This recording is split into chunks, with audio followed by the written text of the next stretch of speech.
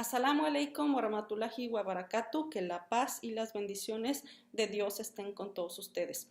Bueno, como probablemente ya lo sepan, las mujeres musulmanas no nos casamos con hombres no musulmanes, o al menos eso es lo que está escrito en la ley islámica. Bueno, pues recientemente en Túnez se promulgó una nueva ley que permite a las mujeres musulmanas casarse con hombres no musulmanes. Y bueno, la noticia se volvió viral, estaba por todos lados. Ahora bien, la importancia de hablar sobre este tema es que nuevamente los lectores recibieron más que nada el punto de vista occidental, un punto de vista no musulmán, sobre un asunto que nos compete a nosotros los musulmanes y muy específicamente pues a las mujeres musulmanas. Imagínate que alguien que no es de tu familia se pone a propagar información de lo que pasa en tu casa sin ni siquiera preguntarte qué es lo que opinas tú. Bueno, pues con las cuestiones musulmanas así pasa y pasa muchísimo. La gente no musulmana casi nunca llega a conocer nuestro punto de vista o el porqué de las cosas del Islam. Y luego, claro, vienen los prejuicios, las ideas erróneas y últimamente, pues la islamofobia. Así que, inshallah, denme la oportunidad de hablar sobre este tema. Básicamente, en este video me gustaría hablar de tres cosas. La primera, pues hablar del machismo disfrazado de derechos de la mujer que se nos trata de vender con la forma en la que se presentó la noticia. La segunda, pues compartirles precisamente qué es lo que dice el Islam sobre este asunto y la razón de ser de la prohibición en cuestión, ¿no?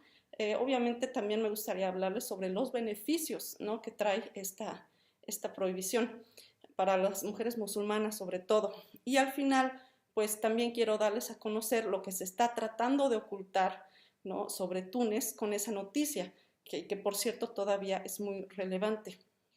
Bueno, en cuanto al primer punto, no sé si ustedes se fijaron, pero fue una noticia que se nos comunicó como un gran logro, como un enorme avance en materia de derechos de la mujer. Eso por un lado. Y por otro lado, en su mayoría, pues fue una noticia redactada por no musulmanes y divulgada también en gran parte por plataformas controladas por gente que está ajena a la fe islámica. O sea, ellos fueron los que le dieron esta connotación, ¿no? Y básicamente, pues, la emisión fue iniciada, realizada y distribuida por los no musulmanes, ¿no?, en su mayoría. Y lo importante de esto es que, como ya ha pasado con otros muchos acontecimientos, al final lo que le llega a la gente es una visión no musulmana sobre temas musulmanes o temas islámicos. Y pasa tan seguido que ya es normal, o sea, ya el lector ya no se pregunta, oye, ¿dónde está el periodista musulmán? ¿O dónde está la televisión islámica? Que sí existe, y de hecho existe hasta en español, ¿no? Bueno, esto no es correcto. Y no es correcto porque es como un secuestro tal cual a nuestras voces.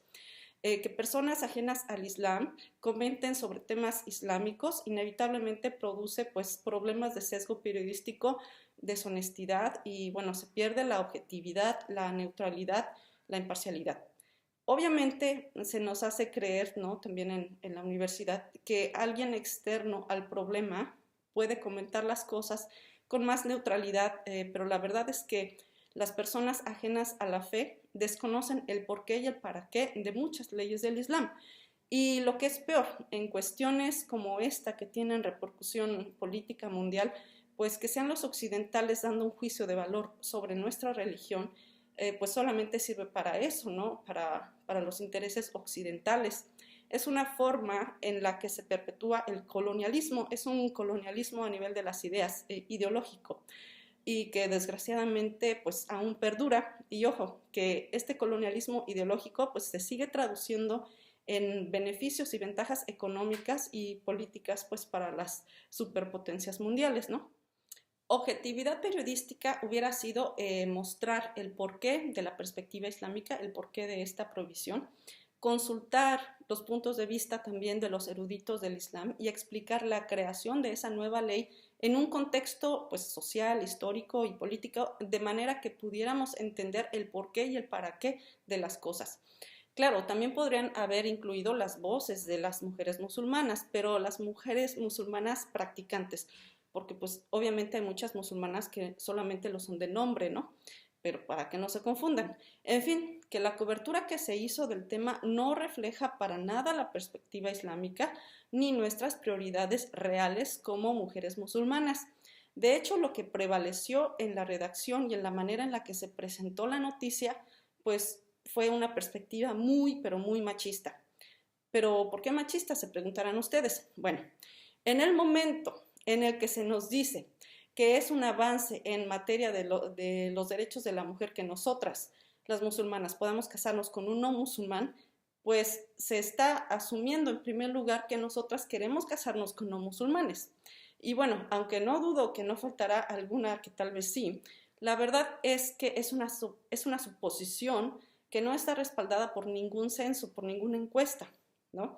A ver, que nos muestren cuántos millones de musulmanas alrededor del mundo quieren casarse con un no musulmán. ¿Dónde está esa encuesta mundial? Porque la verdad es que a mí me interesa verla, ¿no?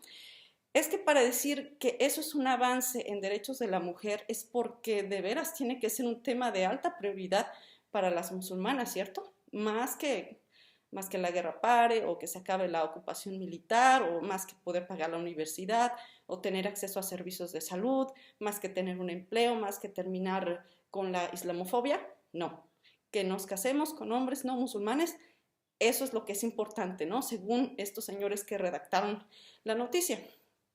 Claro, es que en sus mentes aún persiste esa idea de que la vida de la mujer musulmana pues gira alrededor de los hombres, que la mujer musulmana a lo que aspira es a casarse y nada más. Pero no solo eso, esta perspectiva también es machista porque parte del supuesto de que todos los hombres deben tener acceso a todas las mujeres y que ninguna se les puede resistir, que ni siquiera las musulmanas no les podemos resistir. Pero bueno, que quede claro, señores, que casarnos con no musulmanes pues no es de ninguna manera una prioridad para nosotras las musulmanas. Ahora bien, ya he expuesto el tema del machismo disfrazado de derechos de la mujer, vamos a ver qué dice el Islam al respecto, o sea, acerca de la prohibición de matrimonios mixtos, ¿vale? En el Corán, en la Sura Al-Baqarah, versículo 221, Alá primero comienza hablándoles a los hombres musulmanes, les dice, no os caséis con mujeres idólatras a menos que acepten la fe. Y luego dice, y no caséis a los idólatras con vuestras mujeres a menos que ellos acepten la fe. Aquí es muy importante notar cómo está redactada esta instrucción, pues Dios en ningún momento dice que nosotras las musulmanas no seamos dignas de los no musulmanes, ¿no? No lo dice así. Y también miren lo que dice en Sura Al-Mumtahana, en el verso número 10. Ahí dice, oh creyentes, cuando mujeres creyentes emigren a vosotros, si corroboráis que son creyentes, entonces no las devolváis a los incrédulos. Ellas no son lícitas para ellos, ni ellos lo son para ellas, ¿vale? Y con esas palabras es evidente que Dios está haciendo una distinción entre creyentes y no creyentes, que nos está diciendo que los incrédulos no son dignos de nosotras las mujeres musulmanas, por eso les está prohibiendo a ellos casarse con nosotras. Y ustedes se preguntarán si acaso Dios está discriminando. Bueno, pues piensen en lo siguiente. Hay muchas personas que no creen en Dios, que no le dan ningún valor en sus vidas, incluso hasta hacen chistes sobre Dios. Astaghfirullah. Dios no tiene ninguna autoridad en sus vidas, no lo toman en cuenta para nada, hasta hablan mal de él, etc. Bueno, luego entonces no sería justo que Dios distinga entre los que sí le damos esa distinción y los que no. ¿No sería Dios muy injusto si no lo hiciera? Bueno, si no distinguiera entre los que le obedecemos y los que no. Bueno, pues esto es algo muy lógico y por eso existe esa distinción, precisamente como un reflejo de su justicia, ¿no? Aunque obvio también es muy misericordioso porque lo vemos, ¿no? Constantemente Él sigue bendiciendo y sosteniendo también a los incrédulos. O sea, nosotras las musulmanas entendemos que casarnos con hombres incrédulos simplemente no es algo coherente con esa distinción que nos da la fe y además porque si nos casáramos con hombres incrédulos, ellos tendrían autoridad sobre nosotras, lo cual evidentemente va en contra del estatus tan noble que Dios nos ha concedido como mujeres creyentes. Si el Islam es sometimiento exclusivo a Dios, pues esto explica que nosotras las mujeres no nos casemos con hombres que no creen en él y que no lo respetan porque evidentemente pues nos van a llevar por otro camino, ¿no? Y eso sería como desleal con Dios. Entonces, bueno, nosotras debemos casarnos solo con hombres que se someten a él, o sea, los hombres musulmanes. En el Islam, el matrimonio es una institución para que nosotros, los creyentes, podamos practicar más fácilmente la religión y para que últimamente nos acerquemos a Dios. Y obvio que hay que recordar que nuestra vida gira alrededor de Él simplemente porque Él es nuestro creador. Nuestra vida no gira alrededor de ningún mortal, ni siquiera de nuestros esposos. Que una mujer musulmana se casara con un hombre no musulmán, pues es algo que no está de acuerdo con nuestra dignidad. Y bueno, obviamente no espero que los no musulmanes entiendan este punto, solo les estoy tratando de informar el punto de vista desde nuestra religión. Obvio que en una sociedad donde el concepto de dignidad ha caído en desuso, pues la práctica islámica va a parecer una idea muy extraña. Pero bueno, además de este asunto, hay otras razones por las cuales lo mejor para una mujer musulmana es casarse con un musulmán. La más obvia es que pues solamente ella puede esperar que un hombre musulmán le dé los derechos que el Islam le otorga. Solo a un musulmán se le puede obligar a que le dé esos derechos. A un no musulmán pues no lo puedes obligar, ¿verdad? Cuando la mujer se casa con un musulmán, ella sabe que puede ir y trabajar y disponer de su dinero como a ella mejor le parezca y que no tiene ninguna obligación de contribuir con la manutención de la casa. En los hogares no musulmanes, en cambio, pasa mucho que la mujer trabaja y a veces termina ella pagando todas las cuentas. En el mejor de los casos, ella contribuye, pero en el Islam simplemente para nosotros no es obligatorio. Y esto también es algo importante a tomar en cuenta con el tema de las herencias. En el Islam es obligatorio para los hombres heredar a las mujeres. Obligatorio tanto así que hasta está establecido un mínimo, ¿no? Y ciertas proporciones. Claro, a simple vista, esto parece una discriminación en contra de la mujer porque las hijas reciben menos que los hijos varones. Pero tenemos que tomar en cuenta que en el Islam, padres, esposos, tíos, hermanos, siempre tienen la obligación de mantener a las mujeres. Por eso es que ellos reciben más para que puedan sostenernos a nosotras. En cambio, en las leyes civiles, o sea, las que no son islámicas, los hombres ciertamente le pueden heredar más a las hijas que a los hijos, pero esas mismas leyes no los obligan. O sea, como igual pueden darle más a ellas, como igual podrían no dejarles nada, ¿no? Porque no tienen la obligación. Las medidas del Islam, lejos de ser arcaicas o retrógradas, existen para proteger a las mujeres de lo que ahora mismo ya es muy común entre no musulmanes y que es precisamente la explotación de la mujer. En el Islam, si no hay familia que pueda velar por la mujer, entonces la responsabilidad de su manutención recae en un gobierno, obviamente un gobierno islámico, ¿no? Y así es, pues, que el Estado es el que debe proveer para ella, vestirla, alimentarla, educarla, darle servicios médicos, etc. En el Islam no se concibe que la mujer quede desamparada o libre, ¿no? Para que otros tomen ventaja de su necesidad.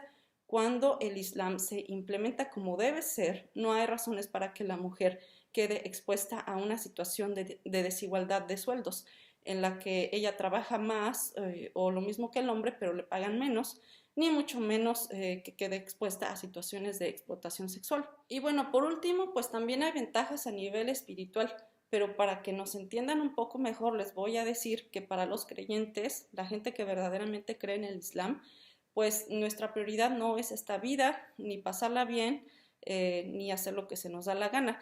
El verdadero creyente sabe que la vida que viene después de la muerte es la que cuenta, porque pues es eterna, ¿no? Y que esta simplemente es una prueba de paciencia, de fe y obediencia a Dios. Pues al final del día nosotros lo que queremos es lograr el éxito en la vida que viene y llegar al paraíso. Y precisamente como la gente ajena al Islam tiene prioridades diferentes, pues por eso se les complica un poco entendernos, ¿no? O sea, a veces piensan que estamos haciendo cosas que no tienen sentido, pero es precisamente por la diferencia en las creencias, ¿no? Bueno, en ese sentido, casarse con un hombre musulmán, pues nos ayuda a nosotras las musulmanas a practicar mejor nuestra religión. Es bien sabido además que para que cualquier pareja funcione, pues tiene que tener cosas en común. Y bueno, pues las parejas musulmanas están unidas por el amor que ambos le tienen a Dios. El musulmán nos ayudará a estar más cerca de Allah con sus consejos basados en las enseñanzas del Islam y compartiendo juntos actividades espirituales que nos enriquecen a los dos, como lo es recitar el Corán o rezar en familia. Nada de eso podríamos hacer con un no musulmán, ¿no? Con nuestro esposo musulmán, por ejemplo, podemos ir a la peregrinación de la Meca, podemos ir a la mezquita y bueno, con un incrédulo pues no se pueden hacer esas cosas. Es un mundo de diferencia, ¿no? Hasta en la comida, la ropa, lo que se les enseña a los niños, la manera en la que se pasa el tiempo libre, lo que se escucha, lo que se ve, cómo se gasta el dinero, etcétera. Son muchos aspectos que con el hombre incrédulo simplemente no se podrían compartir. Bueno, entonces espero haber explicado por qué para una mujer que es musulmana de verdad y que de verdad ha puesto a su creador como el centro de su vida, casarse con un no musulmán, pues la verdad es que es una cosa muy absurda. Ahora bien, en cuanto al tema de Túnez, pues es algo muy similar a lo que está pasando en otros países que mejor no quiero mencionar. Haber levantado la prohibición de matrimonio mixto a las musulmanas, pues simplemente fue una cortina de humo para distraer a la gente de un tema realmente triste, que es el retorno de muchos políticos de la era del dictador Ben Ali al nuevo gobierno de ese país. O sea, los titulares debieron haber sido: se robaron la primavera árabe y poco a poco vuelven a restaurar el viejo régimen. Y es que eso es una catástrofe política y humanitariamente hablando, que el pueblo se haya levantado en contra de un dictador que los tenía pobres y oprimidos, que lo hayan removido, para que unos años después otra vez tengan un gobierno corrupto, que esté indultando a la gente del viejo gobierno, pues eso está en contra de todos los derechos humanos y en contra de la democracia que supuestamente Occidente dice defender. Lo cierto es que la voluntad de la gente o el bienestar del pueblo simplemente no les importa en lo absoluto. Y ahora incluso también están regresando las prácticas de tortura. Entonces, pues siempre hay que prestar atención en qué circunstancias emergen estas noticias que nos quieren vender como avances. Una verdadera desgracia, un completo retroceso en materia de derechos humanos, tanto de hombres como de mujeres. Y obvio también noten cómo siempre se le da más voz a los partidarios del laicismo, a los liberales, a la gente que no quiere que la religión tenga ningún lugar en la sociedad. Y fíjense, o sea, aunque estos sean minorías, porque en Túnez la mayoría es musulmana, pero ahora tienen un gobierno laico, ¿vale? Aunque sean minorías, sus voces son amplificadas por los medios de comunicación simplemente porque son afines con los valores de Occidente. En los países árabes nunca habrá democracia, porque si las mayorías realmente fueran tomadas en cuenta, pues simplemente habría más Islam. Simplemente habría más Islam. Gracias.